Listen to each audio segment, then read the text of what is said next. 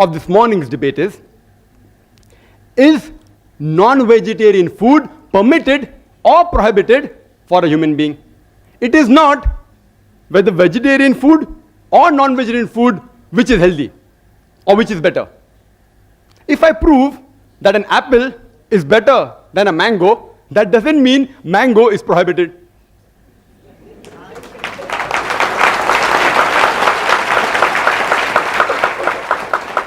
This statement is sufficient to end the dialogue for me, but I have to reply.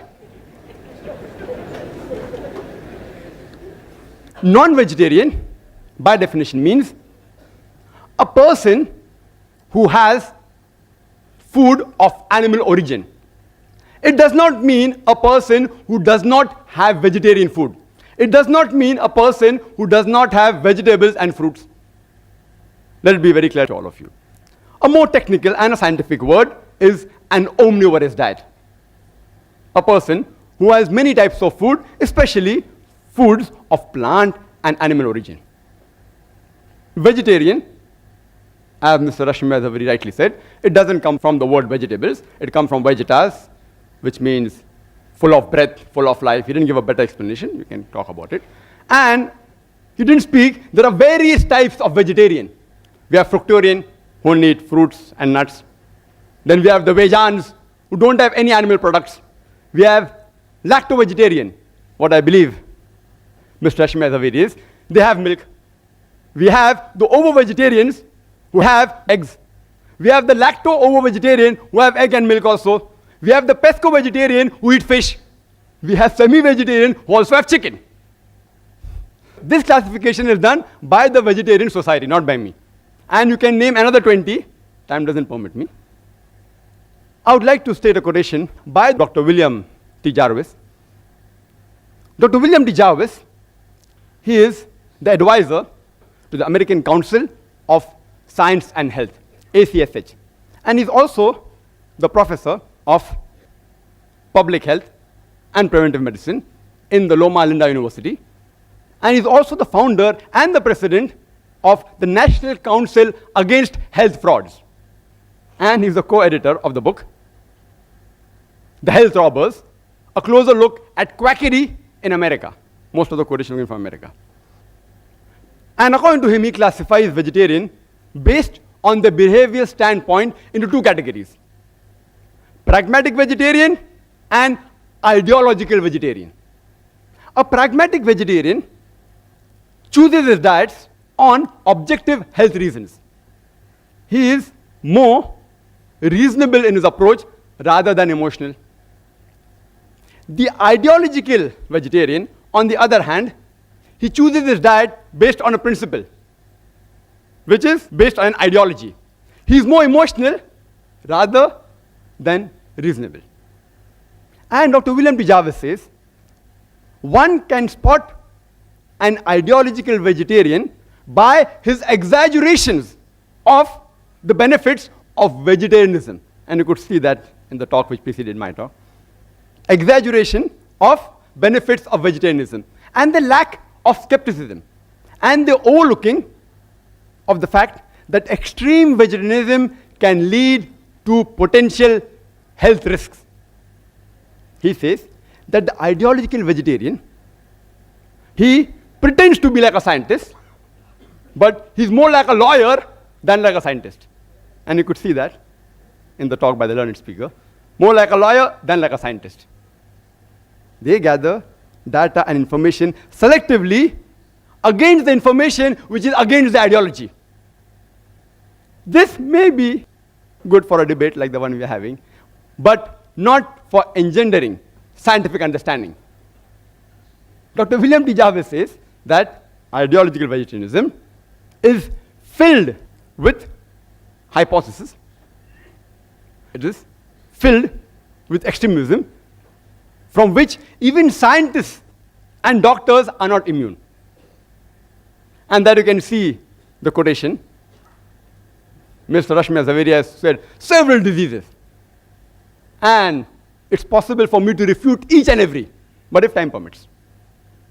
He's talking about science, but the approach was not scientific. All can be prevented very well. Prevention is better than cure. is the base of the medicine, which time will not permit me to go into health reasons, etc. In the rebuttal, if time permits, I'll try and cover most of the other aspects. And health, I will try and cover in the rebuttal. Let's analyze the various reasons why a person chooses a food habit. It can be religious, it can be geographical location, it can be a personal choice, smell, taste, color, due to humane or ethical consideration, due to anatomical and physiological consideration, due to behavioral consideration. It can be due to ecological and economical consideration. It can be due to nutritional value or due to health and scientific reasons, health and medical reasons. Let's first analyze the religious reasons. Mr. Trivedi said that religion should not interfere with the human beings where it's concerned what we should eat and what we should not eat. That we should leave it up to the doctors.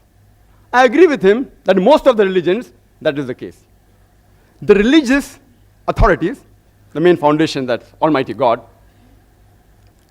if he's not a doctor, the God that you worship is not a doctor, then you should not follow him. He says leave it to the doctors. But in Islam, we believe Allah subhanahu wa ta'ala, Almighty God, is our creator. And the creator of the human beings has far superior knowledge than all the doctors put together in all the years.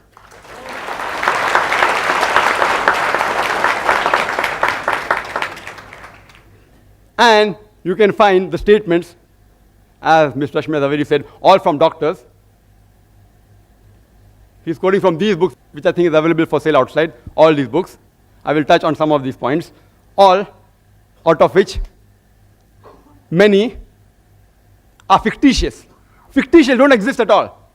Some are irrelevant, some are untested, and some are truths which are half-baked truths.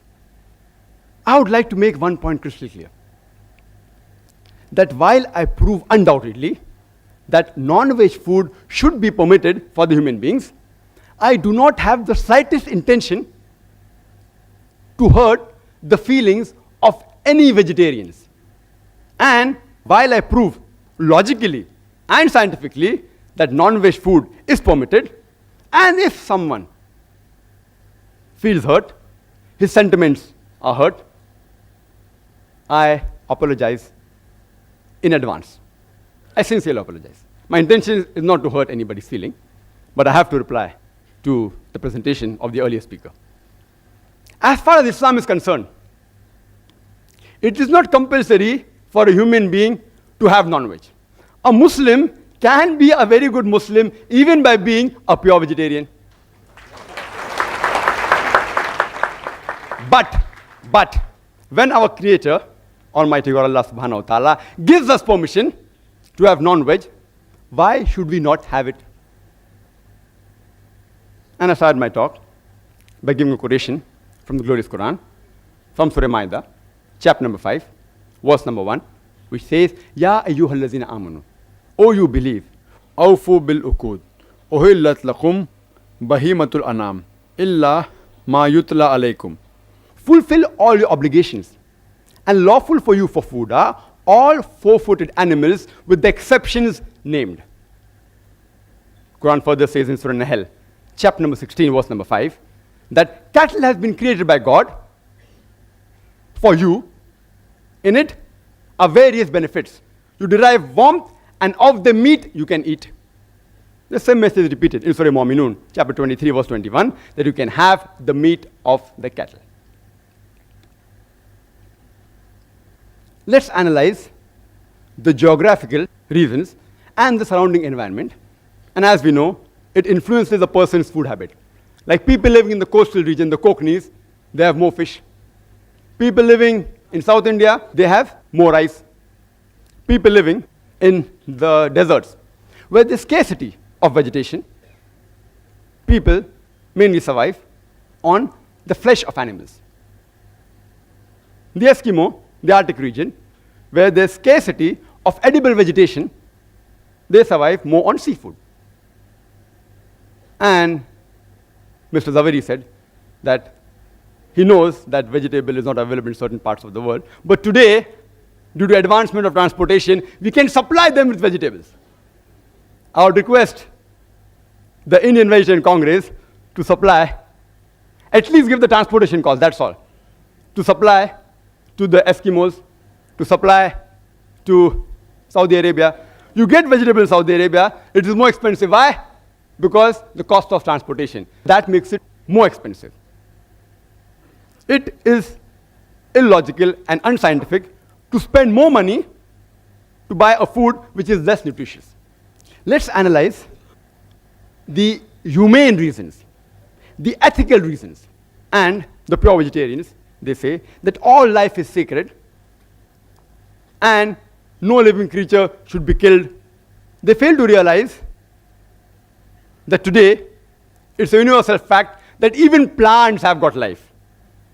So the main argument on killing a living creature doesn't hold good today. Previously, maybe, a couple of centuries ago, it may have held some weight, but today it carries no weight. Then they further argue today and they say, yes, we know that plants have got life, but they can't feel pain. Therefore, killing a plant is a lesser crime and lesser sin as compared to killing an animal. Today, science has further advanced and we have come to know that even the plants can feel pain. They can even cry. But the cry of the plant cannot be heard by the human ear because the audible frequency range of the human ear is from 20 cycles per second to 20,000 cycles per second. Anything below and above this, the human ear can't hear. But the cry of the animal can be heard by the human beings, but the cry of the plant cannot be heard by the human beings. Just because you cannot hear the cry of the plant, that doesn't justify you to inflict pain or kill the plant.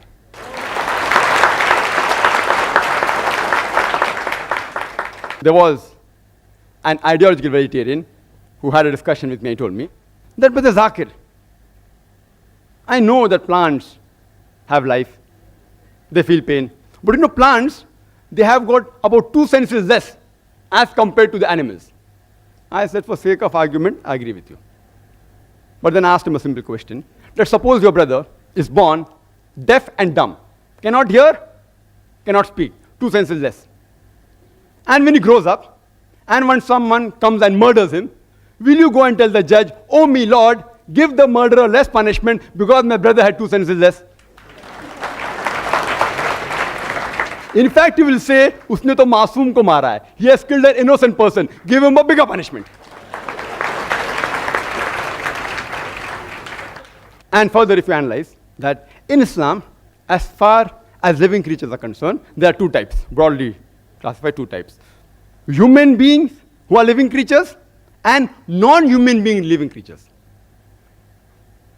As far as killing the human beings are concerned, Quran says in Surah Ma'idah, chapter number 5, verse number 32, that if any person, if anyone, kills any human being, unless it be for murder or for spreading mischief in the land, it is as though he has killed the whole of humanity. And if anyone saves any human being, it is as though he has saved the whole nation. If any person kills any human being, Muslim or non-Muslim, unless it be for murder or for creating mischief, Quran says he has killed the whole of humanity. If you save any human being, you have saved the whole of humanity. As far as non-human being living creatures are concerned, no human being should harm them unnecessarily, should not kill them unnecessarily for sports or for fun or for target practice. But if it is for your security and for your safety, you can stop them, you can even kill them. Or if you want for lawful food, but not just for fun and frolic or for hunting. Even if I agree that the plants are a lesser species as compared to the human beings, if you take the life of one animal, an average animal, it can feed about 100 human beings. For the same 100 human beings, you may have to kill more than 100 plants. So is it preferable to take the life of one living animal or the life of 100 living plants? Which is a bigger sin? Is it a bigger sin to kill 100 human beings who are handicapped or kill one healthy human being? Which is a bigger sin? You decide for yourself. There is a vegetarian society by the name of World Foundation on Reverence for All Life. Most of the quotation which he gave is from here and from these three books, most of them, almost all. The name of the foundation is World Foundation on Reverence for All Life. They forgot to mention except plant life in bracket. And it says, all creation is one family. All life is sacred. What kind of an ideology is this? That you permit the killing of one family member, but do not permit the killing of the other family member. It's illogical and unscientific. You know, in America, there are vegetarian society who take students to slaughterhouses and they make them see the bloodshed and convert them to vegetarianism. It is like a doctor taking the young girls to observe and watch a difficult childbirth and then say, that's the reason you should not marry and should not have children. These are unethical forms of mind control. Unethical. Unethical. In fact, we should teach our children that when vegetables can be grown for food, why can't animals be raised for food? All life is sacred. I agree. Unnecessary killing them is wrong. But for a requirement, lawful food is permitted. Let's analyze the anatomical and the behavioral consideration. And there were a list of various things mentioned by Mr. Zaveri. You know, he was reading from a paper at 100 miles per hour. I was trying to note down. How many disease? I, being a medical doctor, can answer, but how much can I answer? To name 10 diseases will take few seconds. To reply all 10 will take more than an hour. And here I listed a lot. I'll just try and tell you that if you go to authentic books, not researches made by ideological vegetarians, most of the answers are given on the medical aspect. Considering the anatomical and the physiological aspect, and rightly said that if you observe the teeth of the herbivorous animal, the cow, the goat, the sheep, they have a flat set of teeth. They only have vegetables. If you observe the teeth of the carnivorous animal, lion, tiger, leopard, they have pointed set of teeth. They only have animal flesh. Not non-veg, animal flesh. They are not called as non-veg animals. They are called as carnivorous animals. There's a difference between carnivorous and non-veg. Non-veg actually is omnivorous. But if you analyze the set of teeth of the human beings, we have got flat teeth as well as pointed teeth. If Almighty God, our Creator, wanted us to have only vegetables, why did He give us these pointed teeth for what? And Mr. Zaveri said, these pointed teeth, they are not referring to the dog. They refer to the apes. He doesn't know the scientific meaning of the word canine. Comes from the root word caninus in Latin, which means of dog. And canine means pertaining to the family of Canidae, like wolves, dogs, etc. Scientists have given this name. Canine, meaning pertinent to dog. And he said, it doesn't look like the teeth of dogs. It refers to teeth of apes and monkeys. I believe in agreeing with the argument and proving my point, then you disprove him. It's easy. Even if I agree, it's the teeth like the monkeys. Do you know monkeys also have non-veg? They have the lice.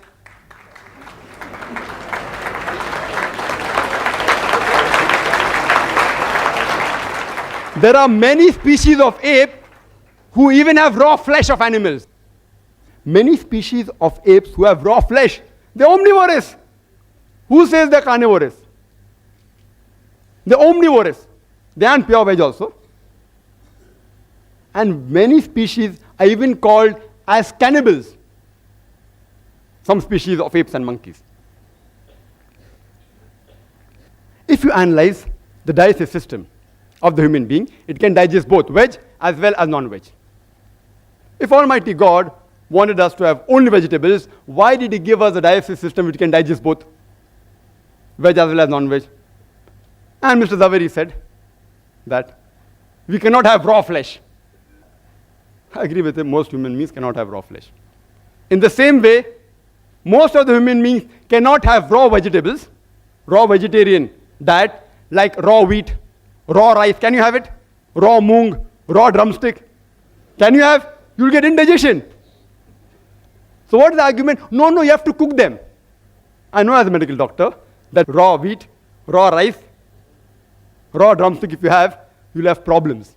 You can't digest them. So you have to cook them. Similarly with the flesh, we non-vegetarians, we cook them for easy digestion. But yet, there are certain human beings who even have raw meat. He gave the name of Eskimos. He didn't tell the root word meaning. The root word meaning of Eskimo, it literally means eaters of raw flesh. So there are human beings who even have raw meat. They are conditioned. Tomorrow if you are conditioned to eat raw wheat and raw rice, even you may be able to digest it. But most human beings cannot digest certain raw vegetables. That doesn't mean you should not have rice, you should not have wheat, that you should not have drumsticks. There are, in the herbivorous animal, an enzyme known as cellulase enzyme. And every vegetable has cellulase. And this cellulase enzyme helps in digesting the vegetables. We human beings, we don't have cellulase enzymes. Therefore, the vegetables we eat, the cellulase part remains undigested and we call them as fibers. It's undigested. On the other hand, there are certain enzymes like lipase, trypsis, chymotrypsis, which are mainly meant for digesting non-vegetarian food. If Almighty God did not want us to have non-veg food, why did He give us these enzymes? And the primitive man, as said by the earlier speaker as well as the chief guest, archaeological evidence shows us clearly the Homo sapiens, the Eskimos, the Australian Aborigines, they were non-veg. So why the change now? We have the same teeth, we have the same digestive system, and he has given a list of other comparisons which prove we can have veg. And I agree with that. Where did I ever say that you cannot have veg? A non-veg is a person who has the food of the animal products as well as vegetarian food. It's an omnivorous diet. He said that the liver and the kidney in carnivorous animal is large. In the human beings, it is small like the herbivorous because the animals have raw meat. Therefore, they have to remove the toxin on a higher level. We do it by cooking the food. Therefore, God gave us a small kidney and a small liver, which is sufficient to digest both cooked non-veg and also vegetables. Similarly, with all the arguments, HCl, it's not very acidic. Why? Because we don't require it. If we don't require it, why should God unnecessarily give it to us? Same with saliva, same with the pH of the blood, same with the lipoprotein. All the arguments are that because they have raw flesh, therefore they require it. We don't require it. So why should God give us? Yes, it's required for digesting veg food and cooked non-veg food. He said carnivorous animals, they lick. And the herbivorous animals, they sip. We human beings, we do both. We do both. When we drink, while we drink, we sip. When we have ice cream, what do? We lick.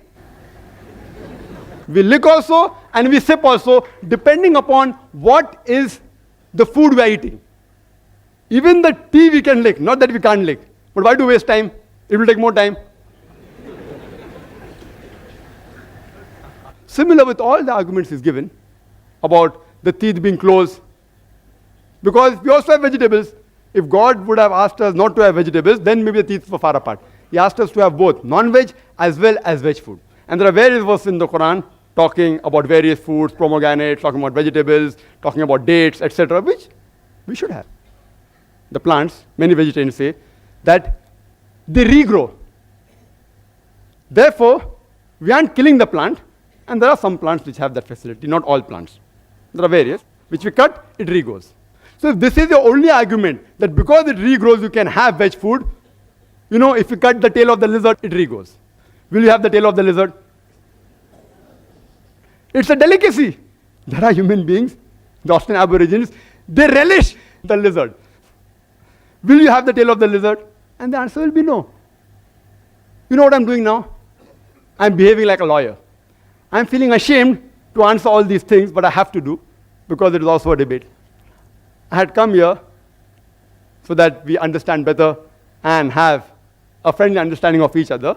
But I have to behave like a lawyer also, besides being logical and scientific, because the argument put forth, anyone who has general knowledge can reply. But because people don't have general knowledge, many people aren't aware.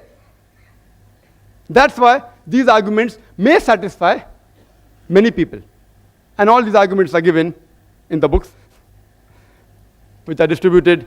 Meat Eating, 100 Facts by Nemi Chand, distributed by Jain Organization, also by the Indian Vegetarian Congress. This is a book given to me by Mr. Zaveri. 100 Facts about egg, vegetarian or non-vegetarian. Each and every argument can be disproved. Certain things I know that non-veg causes diseases which can be prevented. Let's analyze the behavioral consideration. He gave certain arguments. The food we eat has an effect on our behavior. I agree with him to a certain level. The food we eat has an effect on our behavior. That's the reason we Muslims have the flesh of herbivorous animal like goat, sheep, who are docile and peace-loving. We want to be peace-loving and docile. Don't have the meat of the carnivorous animal like lion, tiger, dog, pig, etc. And the Prophet clearly says all these animals are prohibited. We are peace-loving people. Therefore, we want to have animals which are peaceful. And countering argument, you all eat plants and you all behave like plants. That is suppression of the senses, a lower species. I know scientifically it is wrong. I'm only behaving like a lawyer. I feel ashamed to speak these points as a medical doctor. It's not true that you eat plants, you behave like plants. But the argument he has put forth, I'm giving a counter reply. You eat plants and you behave like plants, weak and suppressed, can't move properly. I'm sorry. I really apologize. I have to reply to the arguments. I apologize if I've hurt the feeling of any vegetarian. It is not scientifically true. It's just an argument, a counter argument. Further, he gave the list of various peace-loving people like Mahatma Gandhi, and I respect Mahatma Gandhi because he has done certain good things for India and humanity. But if, because Mahatma Gandhi was peaceful, indicates that if you have veg food makes you peaceful, then today if you analyze the list of the Nobel Prize winners for peace, almost all, or most of them are non-vegetarian. Menachem Begin, non-veg. Yasser Arafat, non-veg. Anwar Sadat, non-veg. Mother Teresa, non-veg. Mother Teresa.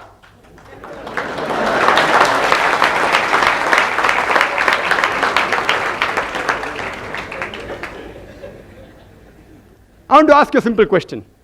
Which man in the history of humankind is known maximum for killing maximum human beings? Can you guess? Hitler, Adolf Hitler. He has killed 6 million Jews. Was he a non-veg or veg? Vegetarian.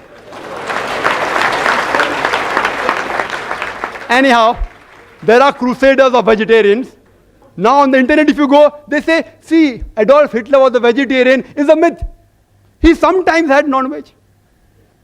And the other side says that when he had gastric problems, that time he had vegetable foods only. To tell you frankly, on a scientific viewpoint, I do not consider the diet of Hitler to be responsible for him killing 6 million Jews. Neither am I telling, irrespective whether you are a vegetarian or non-vegetarian, I'm not interested in knowing, because I, being a doctor, I know it doesn't carry any weight. There were other factors which influenced him to take this drastic step, which is totally inhuman, not the diet. There are various researches done. There have been research in America on a group of students who are pure non-veg and on a group of students who are veg, pure veg. And they analyzed that the group of students who were non-veg, they were less violent and they were more social. But it's a research. It's not a scientific fact. I will never use this as an argument to prove that non-veg food makes you peaceful. No. I'm a doctor, more of a doctor, as well as lawyer were required because I'm in a debate. There are researches, But these researches aren't scientific facts. Most of the statements what Mr. Rashmi Zaveri made, all were researches, not scientific facts. There is not a single authentic medical book which says that non-veg food in general should be prohibited. Not a single. All these are researches, like the research done by this person in America. Then they say that veg food makes a person intelligent, and he gave a list of great names, Albert Einstein and Isaac Newton, etc., etc. If we analyze the list of the Nobel Prize winners in all these years, majority were non-veg, majority. And today, animal behavioral scientists, they say that the carnivorous animal should be more intelligent than the herbivorous animal in order to catch the prey. If he's not intelligent, how will he catch the prey? But anyway, I'm not going to use this as an argument, therefore non-veg food makes you intelligent, because these things don't actually affect a human being. The diet does affect a human being, but these arguments don't affect. These arguments don't affect. And all the other arguments given, they don't carry weight actually. There are people who give examples that non-veg food makes you strong is a myth. It's a scientific fact mentioned in several medical books, authentic, that non-veg food is good for health. It does have disease also, you can prevent them. There are proteins which I'll come to it later on. And to counter-argue that, they're giving an example of Yadunath Singh Naik. Has anyone heard of him? Yadunath Singh Naik. In the army, it is mentioned in this book, Vegetarian or Non-Vegetarian, Choose Yourself by Gopinath Agarwal. Yadunath Naik, being a vegetarian in the army, in wrestling he defeated 2 non-vegetarians. Therefore, veg food makes you strong. I feel ashamed to reply to these arguments. I feel ashamed. It's a known fact that the title holders of world wrestling, yes, there are vegetarian wrestlers also, but if you compare with the full world, almost all the title holders of world wrestling are non-veg. The person known in bodybuilding maximum, who is he? Arnold Schwarzenegger. 13 times world titles he got. 7 as Mr. Olympia, 5 as Mr. Universe, and 1 as Mr. World. What was he, veg or non-veg? Non-veg. The boxer Muhammad Ali Cassius Clay, non-veg. Mike Tyson, non-veg. Yes, of course, non-veg food does add to the strength. That is a scientific fact. That's the reason that if you analyze that when a person is convalescing from a disease, it's preferable non-veg food. Not that you have to have non-veg, it's preferable, egg, etc. And I'll come to it later on. And then they give an example of a wrestler, Professor Ram Murthy. Never heard his name. He says it's a world famous wrestler. Who has heard of him? Anyone has heard of him? Professor Ram Murthy? No one. World famous. Where do you get this news from? World famous. Then they give the example of Parmajit Singh in London, pure vegetarian, who skips 2,000 times a day. Therefore, vegetarian food makes you an athlete.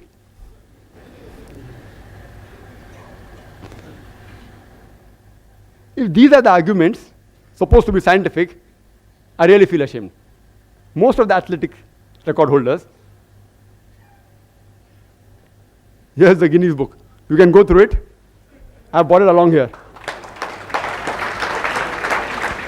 All mentioned about bodybuilding, athletic, 100 meters dash, all these people, if at random also you check up their dietary history, even giving benefit of doubt, more than 80 to 90% will be non-veg. But I will be a fanatic if I say that all these records are only due to the diets. I'll be a fanatic. A few records may be related to the diet, but not all. For the argument they give that the smell and the sight of a carnivorous animal is strong. The night vision is strong. As Mr. Rashmi Javeri said, night vision and sense of smell is strong in carnivorous. In herbivorous, it is less. In human meat, it is less. Therefore, we should be vegetarian. There are herbivorous animals, like the bee, whose sense of smell is very strong. And they even have a very good night vision. See, these are arguments which are not scientific, may be useful in the debate to convince the people illogically. Therefore, I'm here. Then he gave the example. Animals have hoarse voice, coarse voice, the carnivorous animal. Herbivorous animal don't have coarse voice. And to ask you a simple question, which animal is maximum known for a hoarse voice? Donkey. Veg or non-veg? Veg or non-veg? Veg. Anyway, by no means am I trying to prove that vegetarian food creates hoarse voice or non-vegetarian food creates melodious voice. If you see the list of singers, many are non-veg, many are veg also. So just by quoting singers who are veg saying, oh, that's why vegetarian diet makes you melodious, is all illogical arguments. Really, I feel ashamed to answer all these things. And he gave certain economic points. That economic reasons why we should have vegetarian food. It's more economical, according to Mr. Zaveri. And he gave several statistics, so many calories, so many this, so many tons of protein, which is mentioned here. From where they get the statistics, God alone knows. And he mentioned some protein. It's also mentioned in this book that 1 kg of animal protein that we get, we have to feed so many plants, etc. Therefore, it is equivalent to 7 kgs of veg protein. So if you're having meat for 1 kg protein, you are taking 7 kg vegetables. Therefore, vegetable is cheaper. How they get this kg of proteins, I being a medical doctor don't realize. Is it kg of food or kg of protein? And if I agree with them, I agree with them. Okay. You say, for sake of argument, 2 plus 2 is 5. I agree, and then ask you, that you take 2 rupees, give me 5 rupees. Take 2,000, give me 5,000. Similarly, if I agree it is right, all the statistics, then I tell that the vegetarians, they should thank the non-vegetarians. You know why? Because if we would not have slaughtered the animal for food, it would have lived for another 5 to 10 years. And in that time, you would have had the vegetables of 7 to 8 people for a few years. So you should thank us from preventing the animal from eating your vegetable food. Furthermore, he gave the calculation from some record, from where, I don't know. 1:14. The land that you graze required for animal is 14 times more than the land required for food, etc. Same example is given here, that the land required to produce 1 ton of beef, the same land you can feed 5 average families. 1 ton of beef is equivalent to 10 or 20 tons of veg food. And the land required to graze an animal can raise 5 average families. My early argument also holds good here. But besides that, these ideological vegetarians, they fail to realize that the animals graze on land which is unsuitable for growing crops. They eat the plants which is inedible for the human beings, like husk and stalks, corn stalks. They don't eat plants which are edible for the human beings. Yes, they can eat. But when they enter the fields, the farmer, but natural, takes them out of the field. Why? To cause loss. Yes, if you have excess of crop, etc., there are certain governments who even feed them.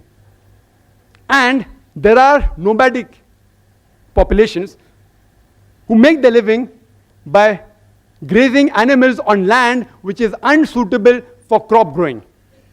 But they eat the vegetation which is inedible to the human beings, and they make their living. Even the animal lives, even the human being lives. And today, according to UN report, about 23% approximately of the land in the world is used for pastures, 23% for forest, less than 10% for cultivation. The remaining 45%, majority, can yet be used for growing crops. Why don't you use that? Why are you running after the food of the animals, poor living creatures? Let them live, let them eat. Why are you stopping them from eating? If the non-vegetarians stop slaughtering the cattle, do you know that there will be overpopulation of cattle? Overpopulation. I am aware that human beings, they raise animals for food. That means by methods, they increase the multiplication of the animals. But if suppose I agree that from today, all non-vegetarians stop raising animals for food and stop killing them for food, yet they will grow in population. You know why? Human beings. In all these years, our population is increasing. Even with all the family planning method, with all the birth control, hum do hamare do, yet we are increasing. There is no birth control method among the cattle, and the gestation is less than the human beings. 5 months to 6 months to 8 months, less than the human beings, and they multiply faster. So if we stop killing and stop raising, yet within a few decades, you'll have problems not of overpopulation of human beings, of overpopulation of cattle. How are we going to solve it? There are various nutrition. He talked about protein, etc. If time permits, I will speak in the rebuttal. I would like to make a statement of Dr. George R. Kerr, which is sufficient to counter all his arguments on health. Dr. George R. Kerr, he is the professor of nutrition in the University of Texas. Why I'm giving the designation, you can come to know that these people actually specialize in catching health fraud. People who deal in fraud in health. He says that virtually all authors of the diet and disease books, they propose hypotheses which are untested, ill-tested, unfound, unlikely, or disproved. I would like to repeat. Dr. George R. Kerr says virtually all authors of books on diet and disease, they propose a hypothesis which is ill-tested, unfound, non-tested, unlikely, or disproved. Time is running short. I would like to make the statement that's given by the American Council on Science and Health. Just a statement. See, they are experts. These quotation of research aren't scientific facts. All this quotation that this causes this, that, some are scientific facts, but they can be prevented. But the other thing was mentioning about this land and that land, these are only statistics done by individual researchers. Even when you do PhD, you can do a research and that will come into account, but won't carry weight. American Council on Science and Health says that a person need not abstain from meat and be a vegetarian to have a healthy diet. And the topic is not veg or non-veg, which is healthier.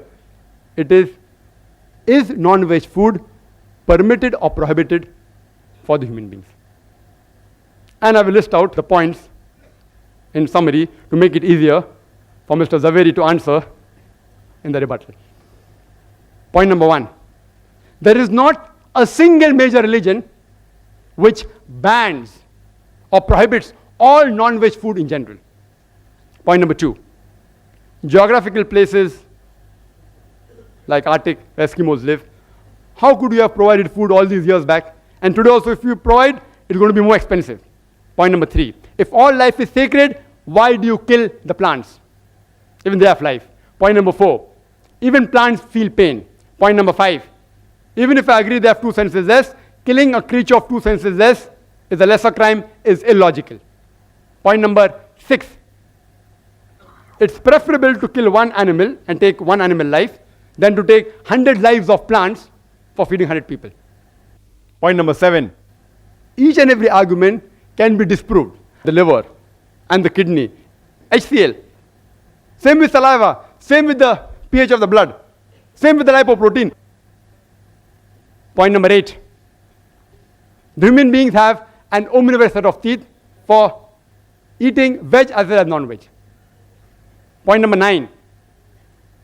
They have a digestive system which can digest both veg and non-veg and have proved it scientifically, approved by the enzymes. Point number 10. Primitive man was non-veg. So you can't say it's prohibited for human beings. Human being means even for that person. Point number 11. The food you eat has an effect on a behavior, but saying that non-veg food makes you violent has got no scientific base at all. Point number 12. Giving argument that veg food makes you strong, makes you peaceful, makes you intelligent, makes you athletes, are all myths. Point number 13. Night vision and sense of smell is strong in carnivorous. In herbivorous, it is less. The carnivorous animal have hoarse voice, coarse voice. Herbivorous animal don't have coarse voice. Are all illogical arguments. Point number 14, that veg food is cheaper, I've disproved it. It's not economical. In certain countries, yes. Like India, it can be. But if you go abroad, in the Western countries, veg food is more expensive. And fresh veg food is phenomenal. Fresh vegetables. Furthermore, point number 15, that the land required to graze the animal will cause scarcity of the land for growing crops is also wrong. Point number 16, if the non-vegetarians stop slaughtering the cattle, do you know that there will be overpopulation of cattle? Point number 17, according to Dr. Kerr, these books written by dietitian, they can't be relied upon. All the statistics given are mainly from there. There is not a single statement, point number 18, in any authentic medical book which says non-veg food in general should be banned. Point number 19, there is not a single government on the face of the earth which has banned all non-veg food as a general rule. And point number 20, that even the American Council on Science and Health has said that for a healthy diet, being a pure vegetarian is not required. These are sufficient proof, logical and scientific, that non-veg food has to be permitted. If Mr. Zaveri doesn't agree, I request him to answer scientifically, not by comparison on just researches. But yet if Mr. Rashmi Bhai Zaveri doesn't reply to more than 20 points which I've put forth, yet I will not ask him to become a non-veg. Because I'm not a fanatic non-vegetarian. I'm not. Yet if you want to continue eating vegetarian food, I have got no objection. It's a personal choice. It's a personal choice. Some people like, due to certain taste, etc. It's a personal choice. And only thing I'd like to tell the people, that the vegetarians, the ideological vegetarians who do so much propaganda, that this has got more value, etc., they should stop such things and stop distributing these type of books which mislead the people. I would like to end my talk by giving the quotation of the glorious Quran from Surah Nahl, chapter 16, verse 125, which says, "Udu ila sabili rabbika bil hikmah wal maw'izatil hasana wajadil billati ahsan." That is, invite all to the way of thy Lord with wisdom and beautiful preaching, and argue with them and reason with them in the ways that are best and most gracious. Welcome back, friends. I hope you enjoyed the video till the last minute. Respected audience, Almighty Allah is the one who created us and who created each and everything on this universe, on this planet. Those things which we can see with our naked eye and those which we cannot see with our naked eye, each and everything has been created by Almighty Allah. And Almighty Allah clearly mentioned in the Holy Quran, وَمَا خَلَقْتُ الْجِنَّ وَالْإِنسَ إِلَّا لِيَعْبُدُونَ. I didn't create man and human being but just for my worship. So human being and jinns, they are really made for worship. We are here to follow the religion of Islam, and we are only answerable to our God, that is one and only one Almighty Allah. Almighty Allah clearly mentioned in the Holy Quran, Inna ad-deena inda Allahi al-Islam, that the only acceptable religion is Islam. Without Islam, no other religion will be accepted. If you are a Christian, if you are a Jew, if you are from any other part of the world, it will not be accepted but only Islam. In Islam, we celebrate two Eid, Eid al-Fitr and Eid al-Azha. Remember that Eid al-Azha is the big Eid, that is called Eid al-Azha, when we slaughter animals. And that is due to the Sunnat Ibrahim. You know, Prophet Ibrahim, he is a very famous prophet by Almighty Allah, and he is the one who really slaughter animal for the sake of Almighty Allah. That's why Almighty Allah has liked this work very much, and now he is applicable. It's applied on this ummah till the day of Qiyamah. So those people from this ummah who have money, who have sahib and nisab, mean who has money that he will give in zakah, so this person will also be allowed to to slaughter animal in a very positive way, in a very authentic way. Respected audience, Almighty Allah clearly mentioned in the Holy Quran, Inna nahnu nazzalna dhikra, inna lahu lahafizun. We reveal the zikr and we will protect it. My dear brother and sister, today the Holy Quran is the final book. And if we have any doubt or any things that if we cannot find, so we will allow to find it in the Holy Quran. Because the Holy Quran, this is the final book of Almighty Allah. And on the day of Qiyamah, on the doomsday, this Holy Quran will be give a lot of respect for us.